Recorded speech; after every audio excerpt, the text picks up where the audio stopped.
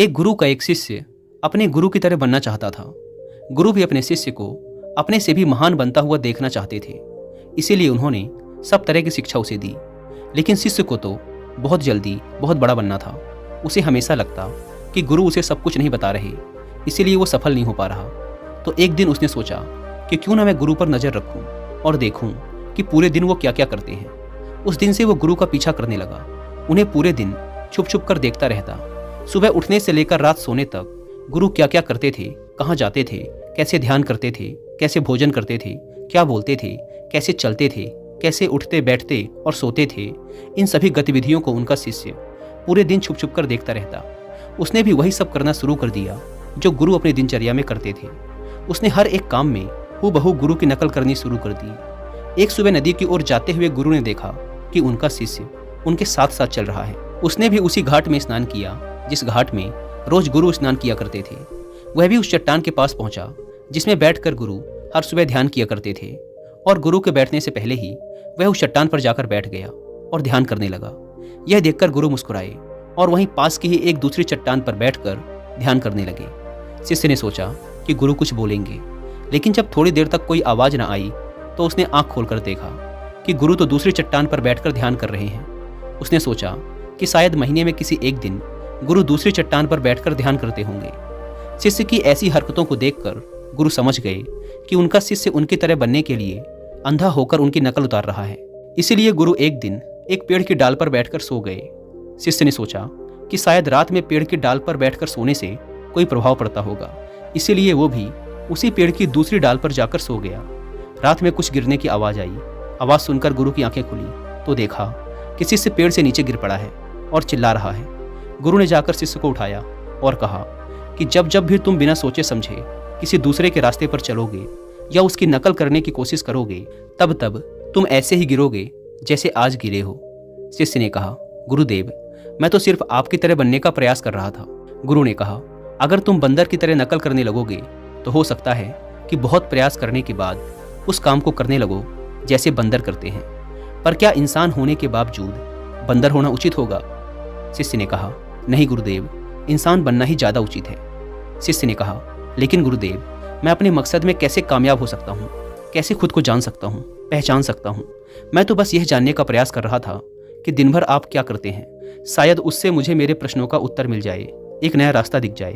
गुरु ने कहा, जिस प्रकार शरीर को चलाने के लिए भोजन की आवश्यकता होती है, भोजन अगर शुद्ध और पौष्टिक है तो शरीर भी शुद्ध और ऊर्जावान बनेगा। शरीर को आसानी से बीमारियां नहीं घेरेंगी और वह मजबूत व स्वस्थ होगा। फिर हम जैसा चाहें शरीर से वैसा काम करवा सकते हैं। लेकिन अगर तुम सड़ा गला और बासी खाना खाओगे तो तुम्हारे शरीर के साथ क्या होगा? शिष्य ने कहा, हमारा शरीर बीमार पड़ जाएगा और कमजोर हो जाएगा। गुरु ने कहा, ठीक इसी प्रकार हमारे मन की भी शक्ति होती है, और इसमें इतनी शक्ति होती है कि इससे कुछ भी किया जा सकता है, कुछ भी बना जा सकता है, अपने आप को जाना जा सकता है, पहचाना जा सकता है। लेकिन इस मन की शक्ति को नापा नहीं जा सकता, तौला नहीं जा सकता। शिष्य ने कहा, गुरुदेव, आप तो इतने बड़े ध्यानी हैं, ज्ञानी हैं, इसीलिए आपके पास मन की शक्तियाँ हैं जिनका उपयोग भी आप कर सकते हैं। लेकिन अगर हम करने का प्रयास करें तो कुछ भी नहीं होता। गुरु ने कहा, शक्ति तो तुम्हारे पास भी उतनी ही है जितनी मेरे पास या किसी और के पास है। शिष्य ने कहा, तो गुरुदेव, फिर हम सभी लोग कामयाब क्यों नहीं होते? हमारे जैसे बहुत से लोग हमेशा सफल होते रहते हैं। आखिर ऐसा क्यों होता है गुरुदेव? गुरु ने कहा, क्योंकि मन की शक्तियों का लोग सही तरीके से उपयोग नहीं कर पाते, बल्कि मन की शक्तियाँ उनका उपयोग कर लेती हैं। जो मन की शक्तियों को समझ गया वो ज्ञानी बन गया।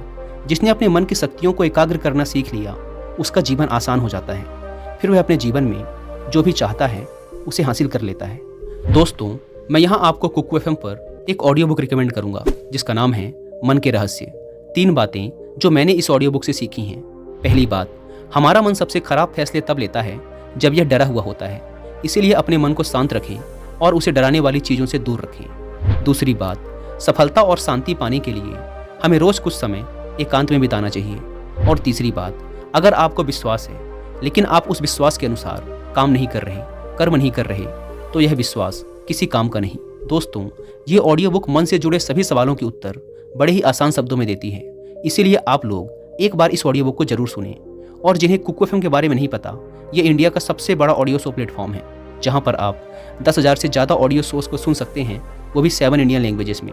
इस प्लेटफॉर्म का मंथली सब्सक्रिप्शन पड़ता है 99 रुपीज़ का, लेकिन अगर आप यूज़ करते हैं कूपन कोड WI50 तो आपको इसके फर्स्ट मंथ के सब्सक्रिप्शन पर मिलेगा 50% का डिस्काउंट, यानी आपको पड़ेगा 99 की बजाय सिर्फ 49 रुपीज़ का। ऐप को डाउनलोड करने की link description and first comment पर मिल जाएगी। आइए कहानी पर वापस लौटते हैं।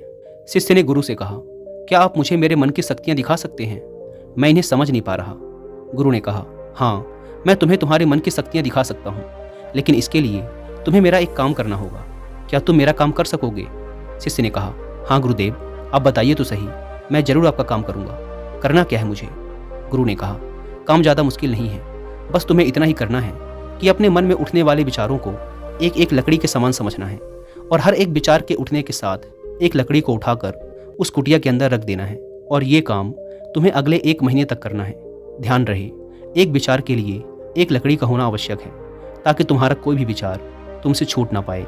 साथ ही एक काम और करना, अपने उन विचारों की लकड़ियों को जो तुम्हें ज्ञान और ध्यान प्राप्त करने के बारे में आए, कुटिया के बाहर ही रखना। शिष्य ने कहा, जो आज्ञा गुरुदेव, आपने जैसा कहा है मैं ठीक वैसा ही करूँगा।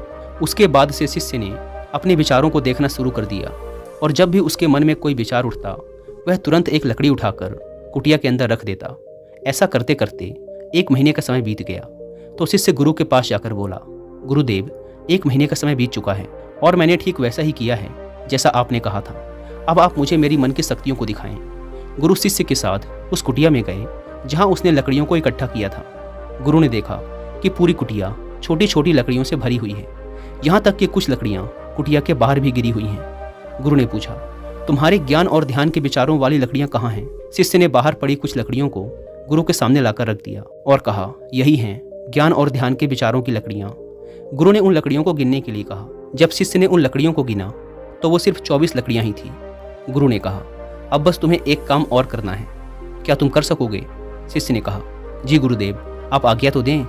गुरु ने कहा, ये लकड़ियाँ जो तुमने इकट्ठा की हैं, इन्हें एक साथ बांधकर उस नदी में फेंक कर आओ। गुरु की यह बात सुनकर शिष्य घबरा गया और बोला, गुरुदेव, ये कैसे संभव है? भला इतनी लकड़ियों का भार मैं कैसे उठा पाऊंगा? गुरु ने कहा, क्यों नहीं उठा पाओगे? जब इतने सारे विचारों का भार उठाकर घूम रहे हो तो इन लकड़ियों को क्यों नहीं उठा सकते? शिष्य ने कहा, लेकिन गुरुदेव, विचारों में कहाँ वजन होता है? गुरु ने कहा, विचारों में भी वजन होता है। देखो, तुम्हारे फालतू के विचारों के बोझ तले तुम्हारे काम के विचार, ज्ञान और ध्यान के विचार कितने से हैं। तुमने अपने मन की सारी शक्तियाँ इन बेकार के विचारों में लगा रखी हैं जो इस कुटिया में भरी पड़ी हैं, और सिर्फ 24 लकड़ियों के सहारे ही तुम ध्यान और ज्ञान को प्राप्त करना चाहते हो। शिष्य को अपनी गलती का आभास हुआ। उसने कहा, आप ठीक कह रहे हैं गुरुदेव, लेकिन अब मुझे करना क्या है?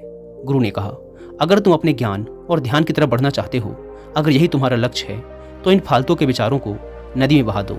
शिष्य ने कहा, लेकिन गुरुदेव, इतनी सारी लकड़ियों को एक साथ मैं अपने सर पे नहीं उठा पाऊंगा। गुरु ने मुस्कुराते हुए कहा, तो एक एक करके फेंक दो। 1 महीने में, 2 महीने में, 1 साल में, 2 साल में, जितना भी समय लगे लगाओ, लेकिन इन फालतू के विचारों को अपने मन से, अपने दिमाग से बाहर फेंक डालो। याद रहे, एक विचार छूटने पर सिर्फ एक लकड़ी को ही नदी में फेंकना है। शिष्य ने जिन लकड़ियों को सिर्फ 1 महीने में इकट्ठा कर लिया था, उन्हें फेंकने में उसे 3 साल का समय लग गया। एक विचार के छूटने पर वह एक लकड़ी को नदी में फेंक देता और अब उसके पास ध्यान और ज्ञान के विचारों वाली सिर्फ 24 लकड़ियां ही शेष रह गई थी। अब उसके मन की पूरी शक्ति सिर्फ ज्ञान और ध्यान प्राप्ति में लगी हुई थी। कोई भी बेकार का विचार उसके मन में शेष नहीं बचा था। एक दिन ध्यान करते हुए अचानक वह उठा और गुरु के पास जाकर बोला, गुरुदेव, ऐसा लग रहा है जैसे मैं कहीं अटक गया हूँ और अब मैं आगे नहीं बढ़ पा रहा हूँ। गुरु ने कहा, अब उन 24 लकड़ियों को छोड़ने का समय आ गया है, छोड़ दो उन्हें। शिष्य ने उन 24 लकड़ियों को छोड़ने में 1 साल का समय लगा दिया और जब उसने आखिरी लकड़ी को नदी पर छोड़ा तो वह वहीं पर बैठ गया और बैठा ही रहा। सुबह से शाम हो गई तो गुरु उसे ढूंढते हुए नदी पर आए। शिष्य की आंखों में देखते ही गुरु समझ गए कि वह संपूर्ण शांति में खेल रहा है। शिष्य ने गुरु की तरफ देखा, लेकिन किसी ने कुछ नहीं बोला और दोनों एक दूसरे की तरफ देखते हुए चुपचाप वहां से चले गए। दोस्तों, हमारी शक्ति लाखों करोड़ों विचारों के रूप में बिखरी पड़ी है। इसमें से कुछ अच्छे विचार हैं और कुछ बुरे। हमें बस अपने अच्छे विचारों को पकड़ना है, क्योंकि अगर हमने अपने अच्छे विचारों को नहीं पकड़ा तो बुरे विचार तुरंत हमारे मन पर कब्जा करना शुरू कर देंगे और हम नकारात्मकता की ओर खींचे चले जाएंगे। गौतम बुद्ध कहते हैं कि जब भी आपके मन में कोई अच्छा विचार आए तो तुरंत उस विचार को पकड़ लो और उस पर काम करना शुरू कर दो। मन की शक्तियों का उपयोग करना बहुत ही आसान है, बस हमें उसी पर ध्यान देना है जो हम करना चाहते हैं, लेकिन हम एक साथ बहुत सी चीज़ों पर ध्यान देने लगते हैं जिससे हमारा मन उस काम से डिस्ट्रैक्ट होने लगता है और हमारे मन की सारी शक्तियाँ बिखर जाती हैं। दोस्तों, उम्मीद करता हूँ कि आपको इस कहानी से बहुत कुछ सीखने को मिला होगा, और जाने से पहले एक बार फिर याद दिला दूँ कि कुकू FM पर मन के रहस्य ऑडियो बुक को सुनना ना भूलें, और मंथली सब्सक्रिप्शन पर 50% डिस्काउंट के लिए आप WI50 कूपन कोड का इस्तेमाल भी कर सकते हैं। धन्यवाद।